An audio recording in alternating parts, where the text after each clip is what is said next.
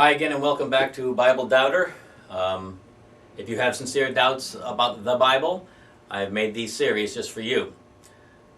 Odd thing to have on someone who believes in God. What I want to mention here is not specifically about the Bible. This is really the first time I'm stepping out of the actually going through Bible stories and giving the listener some reason to yet consider the truth of the story or the value of the knowledge we get because of it. This is about God himself. Atheism.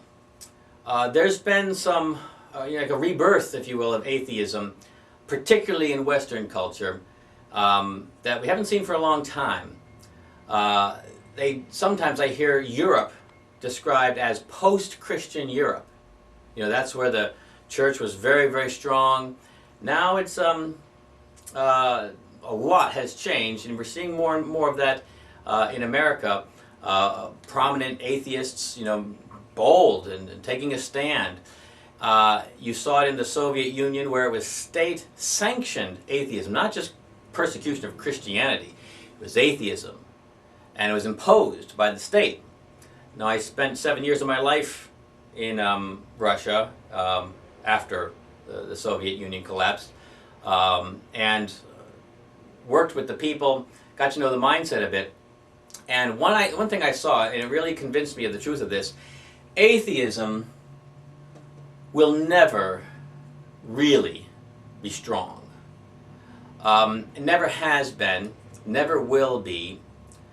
No matter what confounding argument you can make. I've seen debates at universities, on YouTube, and they'll try to make cases, some of them quite philosophical, others a bit more practical.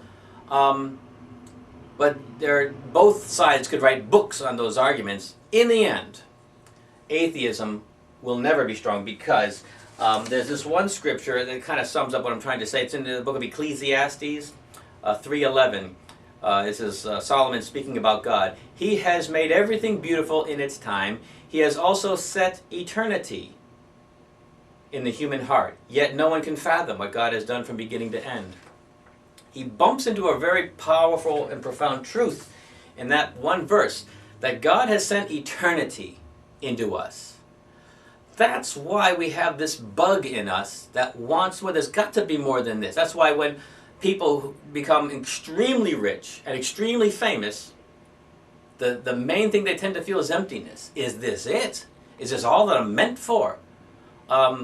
That doesn't make sense. There's something in us that wants more. There's a spiritual part of the creation of man. The Bible talks about two creations of man. When he formed man, interpret that how you will, but then it also says he breathed into man the breath of life, and man became a living being. Now, the Bible doesn't describe any other creation in that manner. He made his image in us. We're made in the image of God, because he breathed into us the breath of life, and man became a living being. We've got that deep inside us. When you try to take that, like they did in the Soviet Union, it just pops up all over the place with other things. Perhaps it's a spiritual aspect of the cosmos, or worshiping nature, worshiping fate, or worshiping superstitions, that have your life run by superstition. We have faith. We just have faith. We don't know what to do with it. We can place it in God, or we can place it in us, or other people, or our goals, or our spouse, or our family. But we have this. We're never quite content without God. We were wired to have fellowship with God. And that's why atheism might make some headway here and there in Western culture, but mostly, if people don't believe in God, usually what they mean is they are not pleased with the God that they see revealed, or it has been represented to them from Christians or other people or other religions who did not do such a good job in reflecting the image of God or the character of God, or in some cases they just hate God.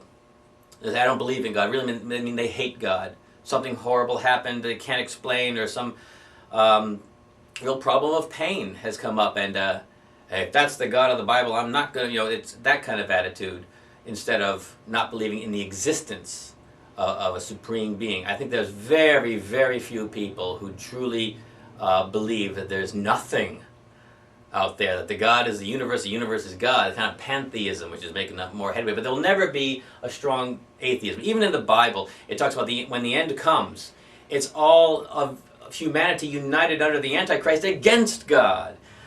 So that belief is strong. It's there. Nurture it.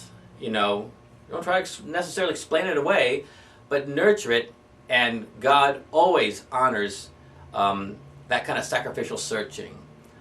So keep strong, and thanks for coming in again to Bible Doubter.